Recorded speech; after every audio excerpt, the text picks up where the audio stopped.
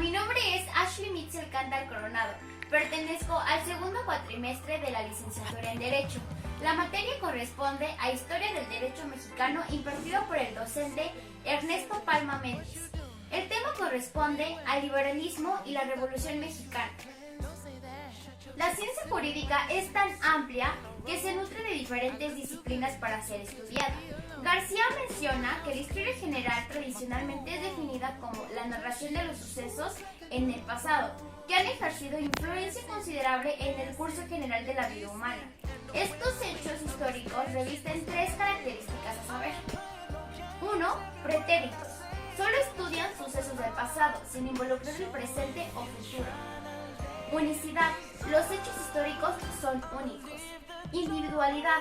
La historia solo le interesa exclusivamente los hechos pasados, no lo que ellos tienen en común.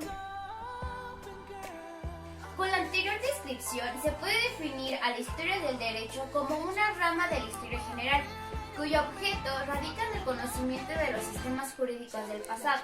Por ello, la historia del derecho en México es una disciplina auxiliar de la ciencia jurídica que estudia acontecimientos políticos, sociales, económicos, religiosos, bélicos pretéritos más importantes y trascendentes que forjaron la estructura normativa, así como las instituciones jurídicas en este país. Por ello, se comprende con mayor proximidad la realidad actual de todo sistema jurídico mexicano, y es ahí donde radica su valor.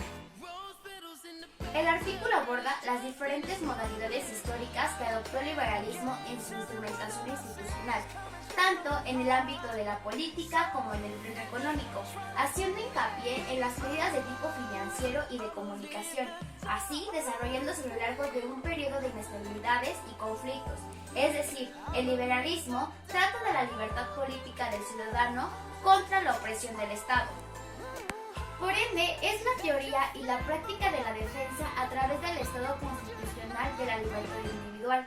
La idea de libertad se presenta como un valor político que se defiende a través de la afirmación de que los hombres se suponen inicialmente en un estado de naturaleza con perfecta libertad para decidir sus acciones y depender de la voluntad de otro hombre. La única finalidad por la cual el poder puede, con pleno derecho, ser ejercido sobre un miembro de la comunidad contra su voluntad es evitar que perjudique a los demás. Ahora bien, otro tema de vital importancia recae sobre la Revolución Mexicana como proceso político, el cual nos obliga a analizar y comprender las complejas continuidades y rupturas de la fuerza que lucharon por afrontarse en el poder, desde luego en función de sus intereses. En cualquier contexto, el liberalismo siempre ha implicado el apego y respeto a la letra y al espíritu del marco jurídico vigente. Y es precisamente ahí donde históricamente ha fallado el liberalismo mexicano. Además del contenido político y económico, los ideales liberales también configuran una forma de concebir la sociedad y las acciones que las personas deben tomar para ser aceptadas por la sociedad. De esta manera, los liberales protegen racionalmente el derecho de todos a vivir libremente, y los liberales reconocen esta determinación como un enorme mecanismo, el cual sigue las leyes de la naturaleza. El liberalismo resultó una doctrina seductora para quienes habían vivido suspendidos en la jerarquía y bajo el imperio de la desigualdad. En ella se condensaban los elementos del tiempo nuevo, la constitucionalidad construida conforme a la forma de normas de la razón, el reconocimiento del derecho del hombre a las libertades del pensamiento y acción, y por último, el que legítimamente tenía que ser propietario. El siguiente tema son los elementos del liberalismo. Por ende, el liberalismo proclama que todos los hombres son radicalmente iguales y que solo pueden venir en cuestión de diferencias que adquieran con sus méritos, interesado por el bienestar general de la humanidad y por la difusión amplia de los valores sociales. Por ende, la palabra liberal y deriva del liberalismo tienen en la teoría y en la historia política varias acepciones, las cuales, aunque anexas, son diferentes a cuanto a sus supuestos y sus alcances restrictos. De igual modo, la primera aceptación expresa sencillamente el sentido humanista y personalista, que deriva del principio fundamental de la dignidad ética del individuo, de la cual se sigue necesariamente la exigencia de un ámbito de autonomía o libertad, para que el sujeto pueda cumplir por su propia cuenta y bajo su responsabilidad sus tareas en la vida.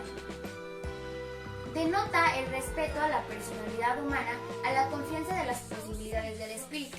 Esta idea de la dignidad humana, seguida en su corolario de autonomía individual, lleva a la afirmación categórica de las siguientes manifestaciones jurídicas del principio de libertad: libertad de ciencia, libertad de conducta religiosa, libertad de pensamiento científico, libertad de manifestación de pensamiento, libertad de opinión en todos los demás asuntos, libertad de elección de profesión y de estado civil, libertad de locomoción y seguridad jurídica contra las intermisiones arbitrarias o intermitentes del poder político.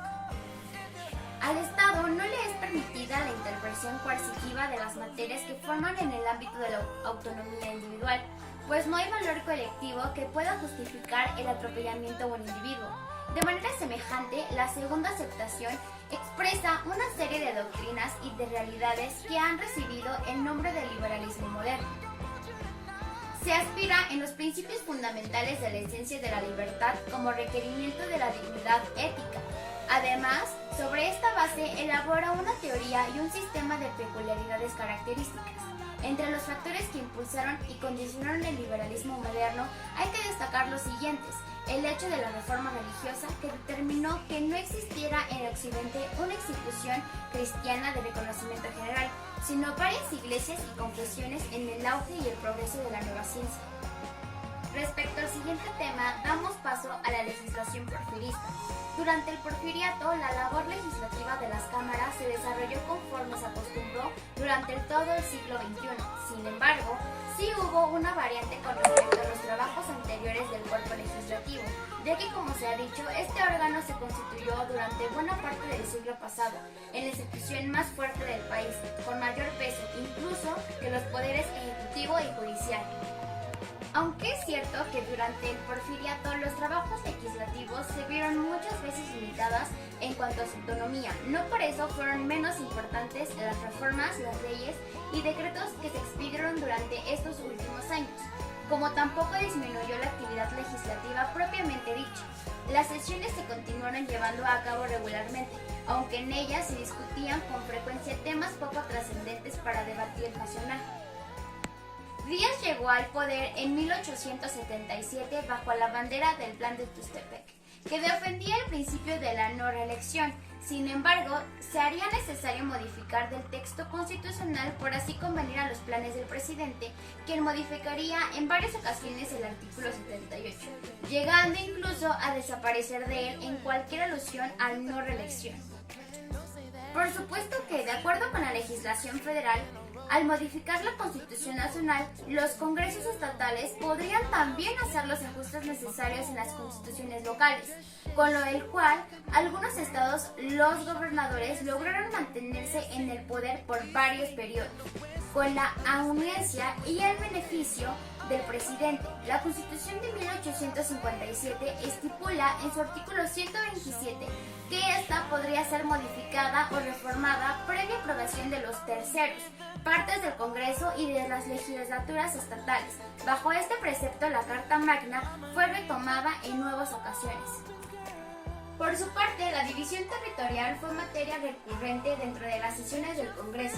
El arreglo de los límites entre municipios, pueblos y estados, e incluso la conformación de nuevos estados y territorios, como la división de Baja California en dos distintos políticos, como fue en el caso de 1887. También llamaría su atención la legislación sobre el cuidado y mejores aprovechamientos de minas, aguas y bosques nacionales. Sin embargo, los temas más importantes tratados durante los más de 30 años que duró el porfiriato son los relacionados con la tierra, los bancos, el derecho privado, penal, mercantil, fiscal, la salubridad y la educación.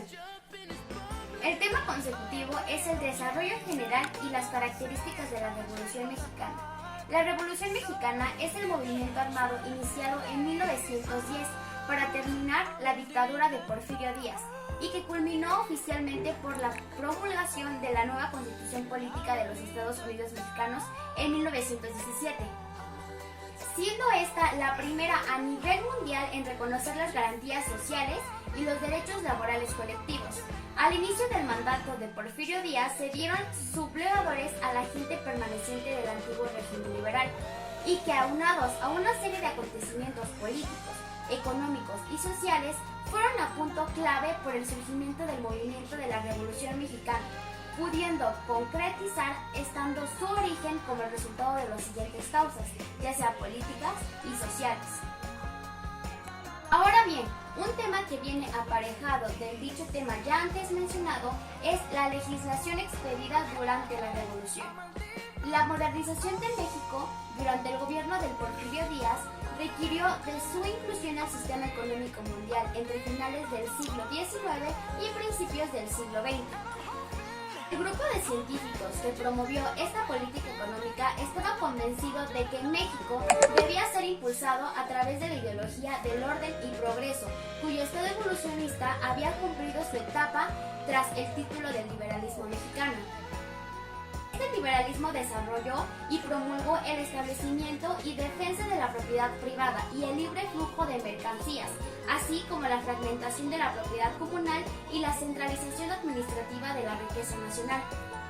En este proceso fue necesario la aplicación de un conocimiento territorial que permitió dimensionar las riquezas naturales que pudieron ser extraídas, entre las cuales se encontraba el petróleo. El proyecto de modernización nacional logró vincular económicamente los centros de producción con los lugares del consumo a través de vías de comunicación. Esta vinculación permitió consolidar el dominio de las clases porfiristas con respecto de los poderes locales, así como diseñar nuevos alcances territoriales una vez que se canaliza la producción nacional hacia el exterior. Al amparo de este proyecto modernista, se formularon leyes que protegieron la inversión extranjera y la propiedad privada, que influyeron en la definición de nuevas delimitaciones territoriales. Por último, pero no menos importante, la Constitución de 1917. La Constitución Política de los Estados Unidos Mexicanos, promulgada el 5 de febrero de 1917, fue la primera constitución en el mundo en incorporar los derechos sociales como garantía constitucional. Esta Carta Magna fue producto de una revolución popular trigarante, que supo plasmar en su texto las principales aspiraciones del pueblo mexicano.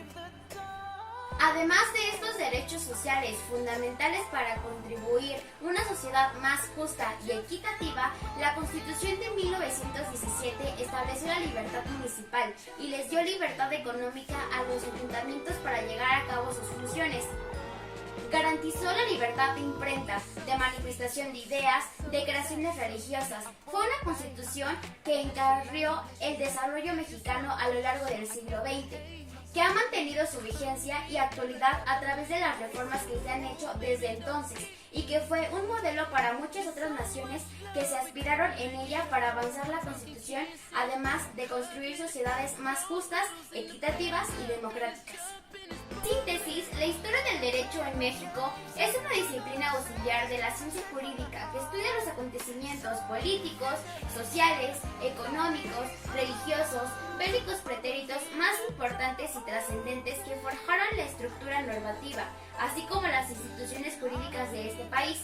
Con ello se puede comprender con mayor proximidad la realidad actual de todo el sistema jurídico mexicano, y es ahí donde radica su valor.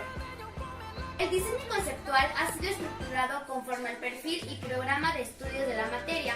Los temas a tratar van acordes a las diferentes etapas históricas en México, donde han acontecido sucesos importantes que provocaron fuertes cambios estructurales y que trascienden al mundo normativo. Por lo que primeramente se analizaron las cuestiones de conceptos y métodos de estudio de la historia del derecho, continuando con los antecedentes del derecho mexicano para proseguir con su estructura de gobierno y justicia. Por ende, tiene como objeto fundamental conocer los eventos sociales, políticos y jurídicos del pasado que han contribuido a alimentar la estructura jurídica actual de este país, así como proporcionar la información esencial